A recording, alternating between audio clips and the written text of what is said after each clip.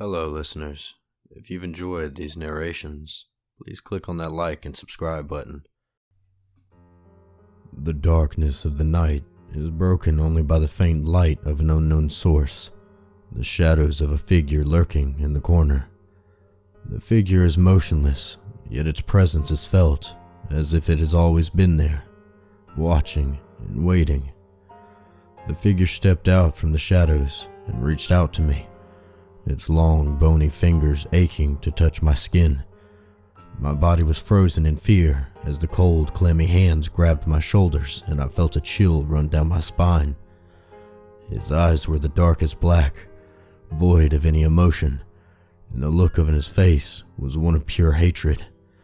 My fear was replaced by a sense of dread as I realized the true nature of the figure that stood before me. The chill of his presence seeped into my bones, and I knew that he was not of this world. His robes were the color of the starless night, and he was surrounded by a halo of darkness that seemed to consume all light. My hands trembled as I reached out to pull back his hood, revealing a face that was both terrifying and somber. His eyes were pools of inky blackness, and a voice like thunder echoed in the air as he spoke, revealing his purpose to me.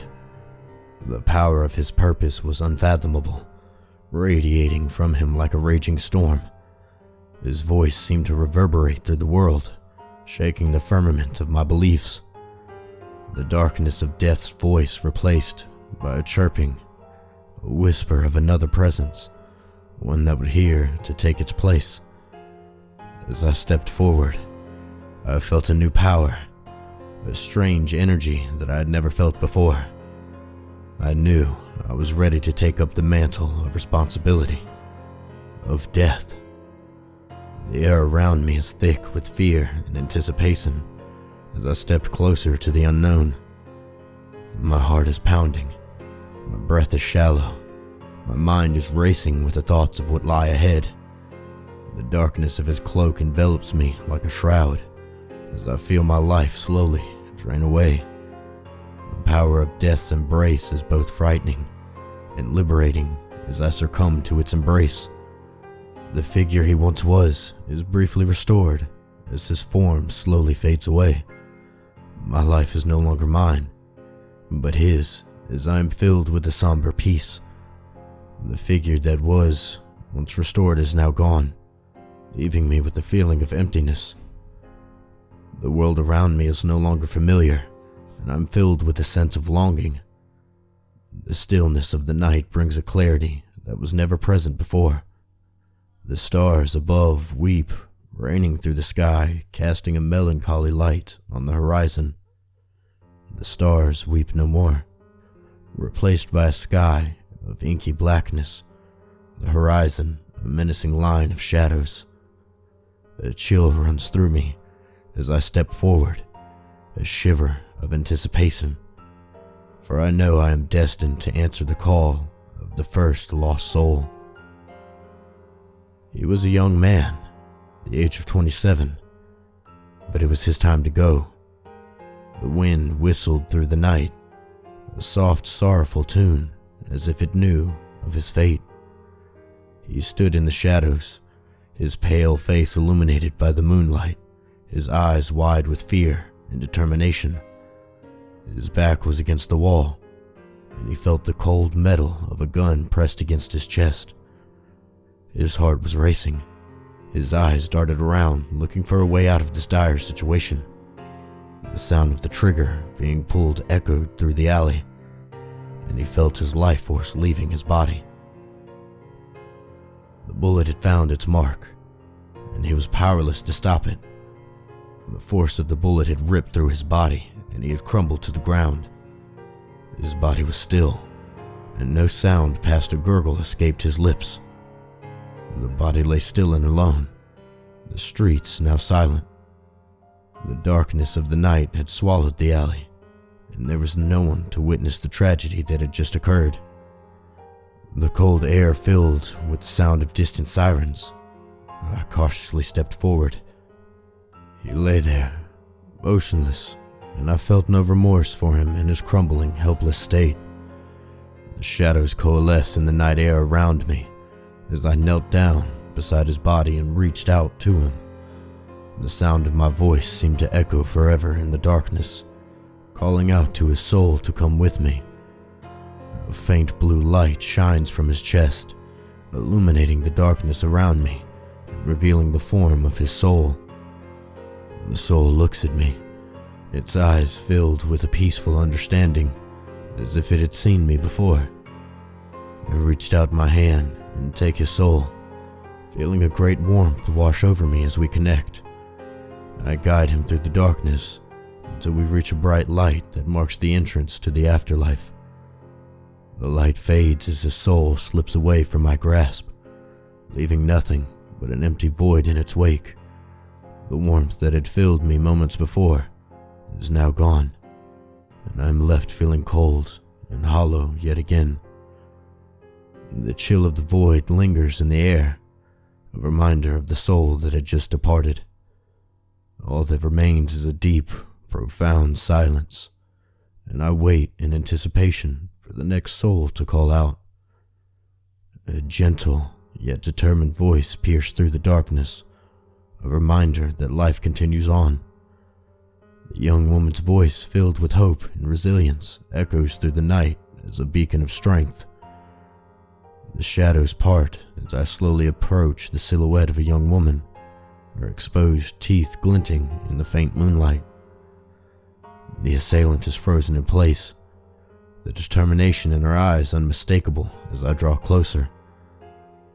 A homeless man lies on the ground behind her, bloodied and bruising, having received a beating from the assailant she is fighting. The man's clothes is tattered, his body limp, but his face is still full of determination. Though wounded and bleeding, she managed to fight off the attacker with a strength she never knew she had. But it was too late.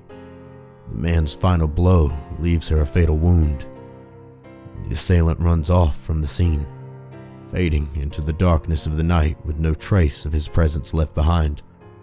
She lies where she has fallen, the only sound in the night being her labored breaths as her life ebbs away. The homeless man she was defending clambers to his feet, determined to save her. Attempts to stop the bleeding and revive her are in vain, and she soon passes away in his arms. I rise from the shadows, a specter present that beckons her. Her soul, still tethered to her body, responds, and she is taken away. My grasp is filled with the warmth, and I feel a connection to her spirit. We make a way to the afterlife, side by side, both of us barely illuminated in the darkness. We drift through the void, feeling no sense of time or space, but aware of a presence around us. We are connected by a bond that transcends words, yet speaks to us in a language all its own. We stand together in silence, knowing that this is the last time we will see each other. She turns to me before stepping into the light. In a brilliant glow of warmth, she is gone, the connection between us fading away. The warmth that had held us in its embrace is now gone, leaving behind a void that echoes in the air, the traces of her presence lingering like a distant whisper, but she is no longer here. I feel a deep longing for the warmth that was taken away, a longing for something I cannot name. The call is faint, yet it beckons me, drawing me ever closer to an unknown destination. The longing is strong, yet I can only hear the sound of life's support system. Its beeps and hums a reminder of the duty thrusted upon me. The sound is haunting, yet comforting in its familiarity. My footsteps echo off the walls, the only sound in the dark void. A faint light ahead guides my journey, beckoning me towards a door. The door opened to a silent room where a figure lay on a bed surrounded by beeping machines. The figure revealed an aged man. His skin was pale, eyes closed. The man's bed was surrounded by a somber stillness, and the only movement in the room was the ghostly figure of his loving wife, standing, watching over him. Her head was bowed and her hands were clasped together, eyes closed in a silent prayer. I called to him, saying, "Your time has come." The man's soul stirs in response to my call. The darkness of the room was disturbed by a faint, ethereal light that rose from the man's body. The wife's eyes opened to reveal a spark of hope and joy as her beloved soul emerged to greet her. The light from the man's soul illuminating the room. And in that brief moment, something else was revealed. The wife's eyes beheld the figure of death, waiting for them both in the afterlife. The man and woman stood together, their souls a beacon of the light in the darkness. Their eyes met in a moment of understanding, of acceptance, and reunion. My arms outstretched and I beckoned to them, a guide on the journey to the afterlife. The darkness of the void envelops us, their light keeping the encroaching darkness at bay. Surrounded by a gentle, soothing hum, a reminder of a distant memory surfaces. Once I was like them. I was a part of the void, an extension of the darkness that surrounds me. But I was never truly a part of it. My soul was always searching for something more. The darkness that had once enveloped them was gone, leaving behind a faint glow of light. The void had been filled with a sense of peace and understanding, and the figures had disappeared into the light, never to be seen again. The light that had filled the void slowly began to fade away, eventually leaving nothing in its wake. The figures gone, leaving no trace of their presence, and the air was still and silent in their absence. The darkness of the void was pierced by a faint cry of a baby, lost and alone. The sound is so faint that I could be a figment of my imagination, yet I can't help but feel a sense of urgency. The crying has stopped, and what remains was a small, helpless figure surrounded by darkness of night. The empty campsite revealing the truth. A child that had been left behind, abandoned and forgotten by his parents. The stillness of the night was only broken by the chill of the winter wind, an icy reminder of the emptiness of the campsite. The child had been forgotten, left alone in this darkness, and the only thing that remained was a profound silence. The night was illuminated by a single, soft light emanating from the child's soul that had been left. The soul seemed to call out to me, and I found myself compelled to reach out to it. My hands cupped the glowing light, and I felt the warmth spread through me again. The light was alive, swirling and dancing within my grasp, beckoning me to take it further. My hands trembled as I knelt, the weight of my burden heavy on my shoulders. The child's soul in my hands stirred, and I could feel its eyes on me, though I could not meet them. The vicious darkness of the night brushed against my face as I stepped out of the shadows, the child's soul still in hand. I stepped forward, and the child's soul was released and taken away to the afterlife, as I was left with a feeling of emptiness and longing. The years have passed now. The souls have been guided, and the journey of death has been completed. The warmth of life has faded, and death has taken its cycle in the place of life. I stand in the corner, my soul a mere shadow of what it once was. I am no longer part of the cycle, but I watch from the sidelines. I take a step forward, my feet heavy with the weight of the coming task. The air is thick with anticipation as I draw closer to him. My arms extend slowly, the bones on my hand jutting out like a skeleton claw, gripping the air between us.